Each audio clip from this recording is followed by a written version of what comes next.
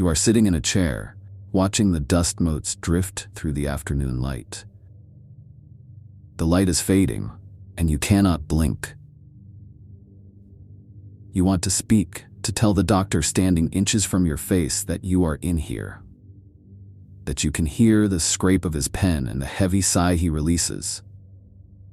But the command to move your tongue simply dissolves before it reaches your muscles. Your mind is a frantic thing, yet your body remains completely indistinguishable from marble. The shadow in the corner stretches across the floorboards as evening settles in, and you realize with a suffocating terror that you might never move again, imprisoned within the fortress of your own skull. This nightmare was not a singular hallucination, nor a ghost story spun to frighten children, but a very real and documented darkness that descended upon the world long before the blood-soaked trenches of the Great War had finished swallowing a generation of young men. In the freezing winter of 1916, inside the psychiatric clinic of the University of Vienna, Dr. Konstantin von Economo began noticing an unsettling pattern among the casualties arriving at his door.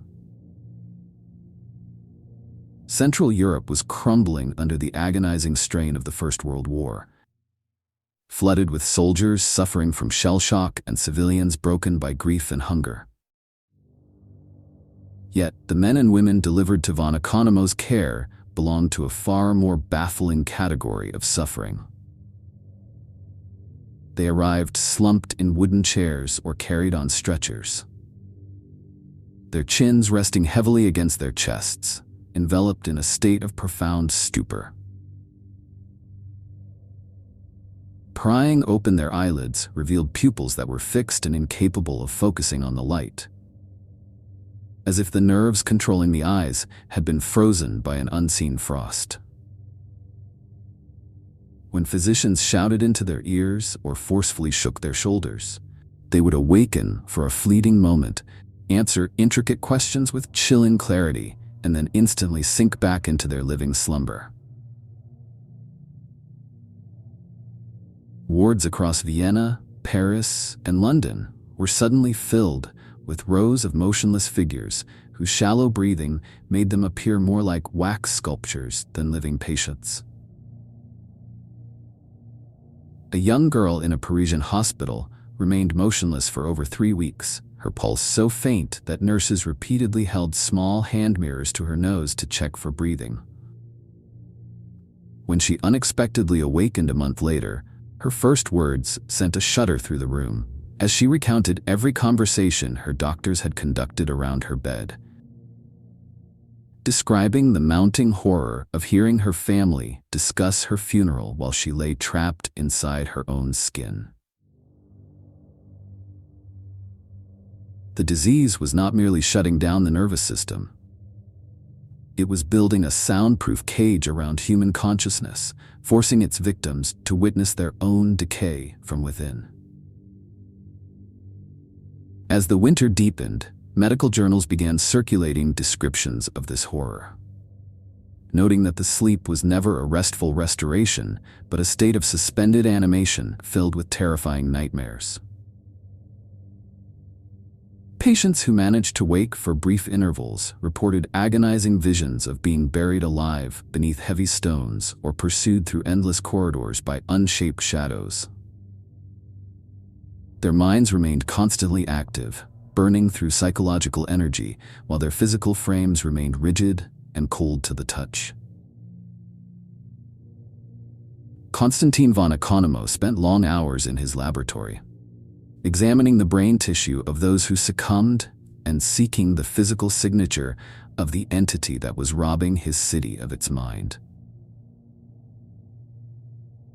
Beneath his microscope, he observed severe inflammation within the gray matter at the base of the brain, specifically targeting the midbrain and the oculomotor pathways, areas essential for maintaining consciousness and regulating movement. It appeared as though an invisible fire was consuming the master control panel of the human nervous system.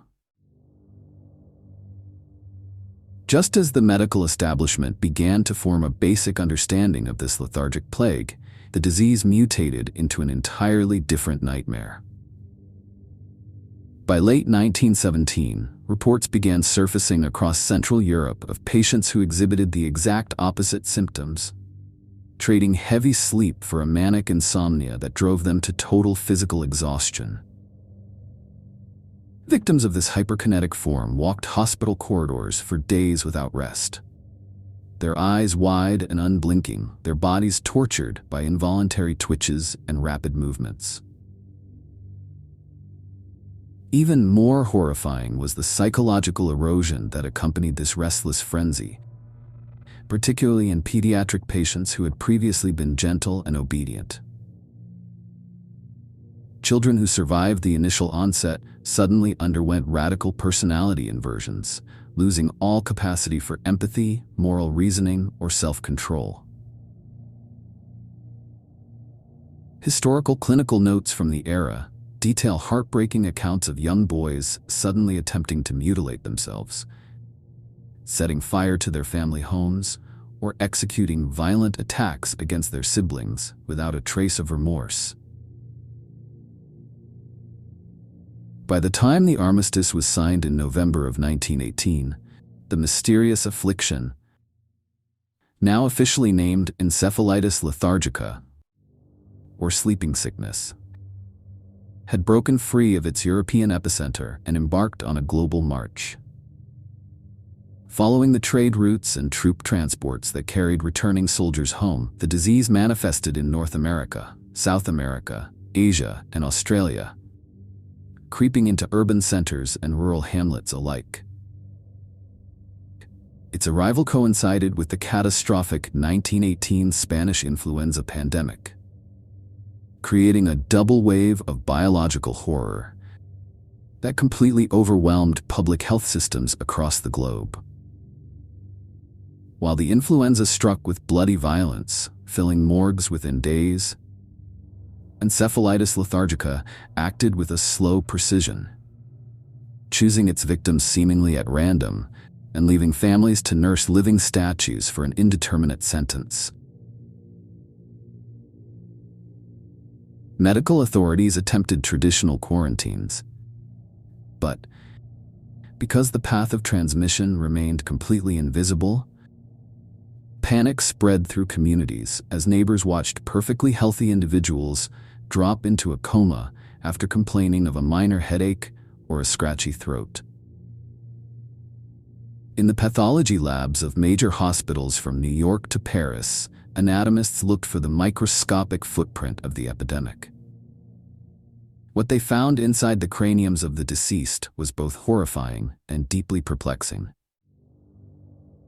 The brains showed concentrated engorgement of blood vessels throughout the substantia nigra and the basal ganglia, regions of the brain that orchestrate smooth physical motion and deep emotional tone. Microscopic examination revealed dense rings of white blood cells surrounding the tiny vessels, an inflammatory reaction so severe that it choked off oxygen to critical neural pathways, effectively severing communication between the higher cortex and the spinal cord. Yet, despite the clear physical devastation, bacteriologists could find no identifiable bacterium, no fungal spore, and no consistent viral entity that could be isolated and cultured in a laboratory.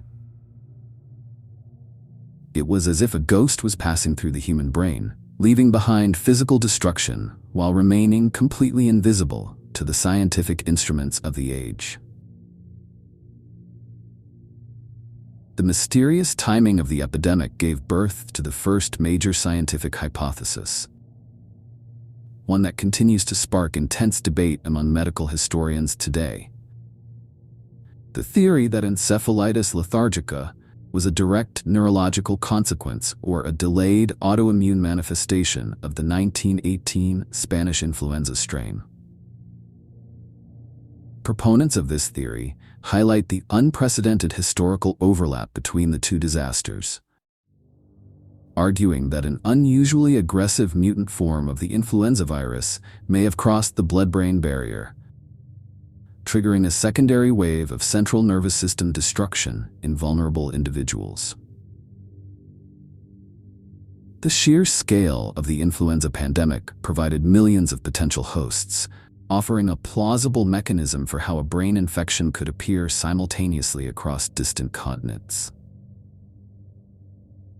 Yet, this compelling narrative stumbles over a crucial fracture line that prevents it from becoming an accepted certainty. Detailed clinical records, meticulously maintained by Constantin von Economo in Vienna and French neurologist Jean-René Cruchet in Val-de-Grâce, confirm that cases of sleeping sickness were appearing as early as late 1915 and early 1916, years before the Spanish flu swept the earth. Also, decades later, when modern scientists used advanced molecular techniques to analyze preserved brain tissue from 1920s encephalitis victims, they failed to detect any fragments of influenza viral RNA, forcing researchers to confront the unsettling possibility that the sleep epidemic was an entirely independent pathogen that merely hunted in the shadow of the flu. An alternative, highly compelling perspective emerged in the early 21st century, proposing that encephalitis lethargica was not caused by a virus at all, but was instead a misdirected autoimmune attack triggered by a common bacterial pathogen. Researchers investigating archived patient records and preserved tissue samples noted a surprisingly high frequency of severe upper respiratory infections, particularly streptococcal throat infections, immediately preceding the onset of neurological symptoms. According to this theory, the host's immune system produced specialized antibodies to destroy the streptococcal bacteria. But, due to a catastrophic molecular mimicry, those antibodies mistook proteins in the brain's basal ganglia for the invading microbes.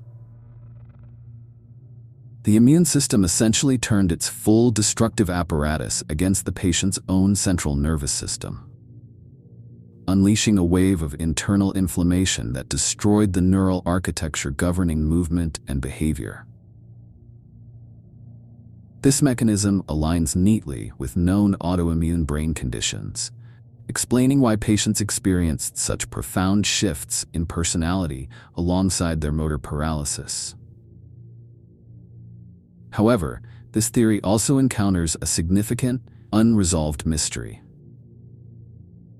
Streptococcal infections have remained exceptionally common throughout human history.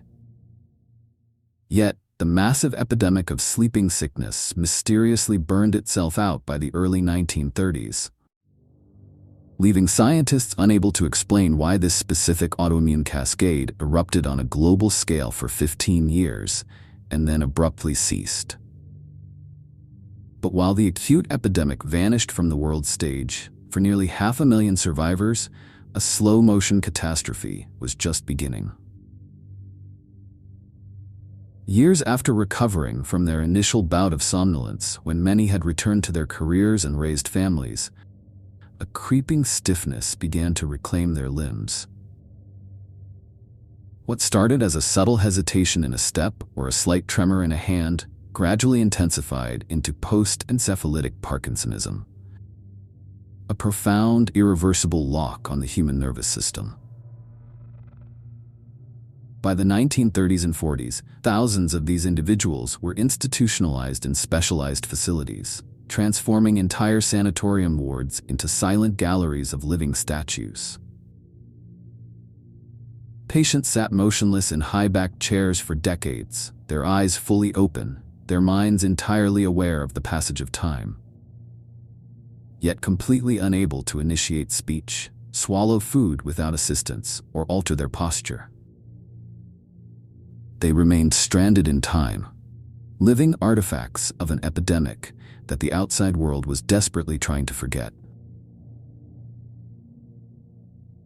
A fleeting ray of light broke through this quiet horror in 1969, when a young neurologist named Dr. Oliver Sacks began administering a revolutionary new medication, L-DOPA, to post-encephalitic patients at Beth Abraham Hospital in New York.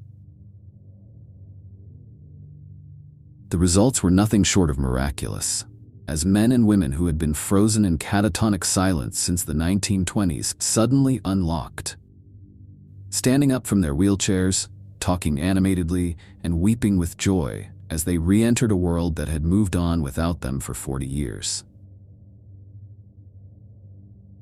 Yet the miracle proved tragically short-lived. Within weeks or months, the delicate chemical balance offered by the medication began to break down, plunging the patients into intense neurological turbulence, severe hallucinations, and violent tics, until many gradually drifted back into their familiar catatonia. One by one, the windows of consciousness slammed shut once more, leaving families to mourn their loved ones a second time as the darkness reclaimed them. You sit perfectly still in the dim light of your living room, suddenly aware of the absolute quiet that surrounds you, and you try to focus on the sensation of your own fingers resting against your knee. You command your hand to lift, but for a fraction of a second, your body hesitates. A microscopic delay that sends a cold spike of panic through your chest. You wonder if the mild sore throat you dismissed 3 weeks ago was truly harmless, or if a microscopic T has just turned inside the dark corridors of your midbrain. The epidemic of Encephalitis Lethargica remains one of the most chilling anomalies in medical history. Not because it was solved, but because it simply vanished into the shadows without an explanation. Between 1915 and 1930, it struck an estimated 1 million people, claiming over 500,000 lives and imprisoning hundreds of thousands more within their own bodies, before receding into the background noise of microscopic life. No vaccine was ever invented. No single causative agent was ever definitively identified under a microscope, and no doctor can say with absolute certainty why it erupted or why it stopped. The gray matter of the human brain remains as vast and uncharted as the deep ocean, containing dark neural pathways that can still be hijacked by forces we do not yet understand. And, as we move through a modern world filled with evolving pathogens and unseen immune triggers, the silent memory of the sleeping sickness offers a chilling reminder. The nightmare didn't end because humanity defeated it. It ended because it was finished with us.